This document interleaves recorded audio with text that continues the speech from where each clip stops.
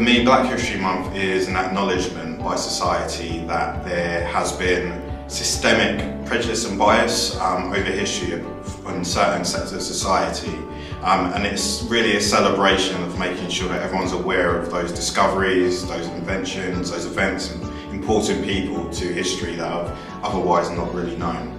Black History Month means to me a time of remembrance and reflecting, remembering where we as a people have come from, but also a time of celebrating and remembering those that fought for us, that did all they could to build us up, but also to see how far we've come as a people from then till now. My idol, I would say, is Nelson Mandela, mainly because I am a South African, so his plight and his overcoming of oppression within the country is quite personal to me.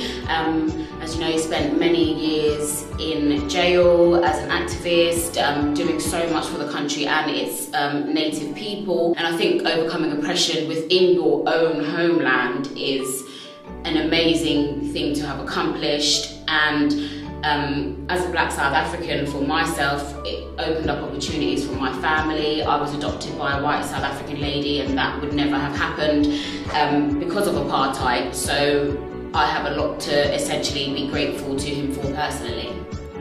For me, there's a lot of different people that you could pick, but for me in particular, Jesse Owens stands out. Four-time Olympic gold medalist in Nazi Germany, at a time where that was obviously going to be a very difficult situation. He didn't really get the acknowledgement from his own home, America, when he did so. And even though he actually ended up getting a living museum built over his dorm in Berlin afterwards, he didn't get that acknowledgement during his time, even though he was regarded as the greatest track athlete at the time. If we were going to talk about someone more personal, then I would say my grandmother, GLORIA Joyce Johnson, who came to the UK in the 1960s to make a life with her husband and a better life for her children. At some point they decided that they wanted to return to their island of Jamaica because they missed home.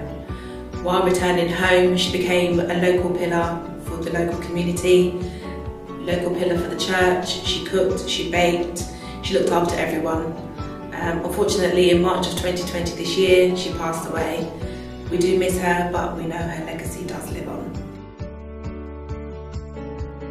For me, it's pretty simple. All I'm hoping for is a level playing field where we don't feel like we need to go the extra mile just to get into the same place.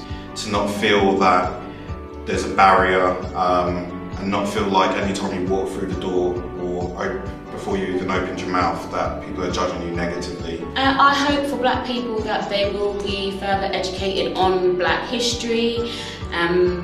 In the British curriculum today, I don't feel that there's enough on Black history. We touch on slavery and civil rights movements in the US, but there's nothing about Windrush, which was this country. Black migrants had come to help and build up the country, and I just feel that Black children and all children in general need to be much more educated about it. What I hope for is equality, further education. I want people to be able to look at me and see a human being and not the colour of my skin. We know that every race, every religion has their troubled children, and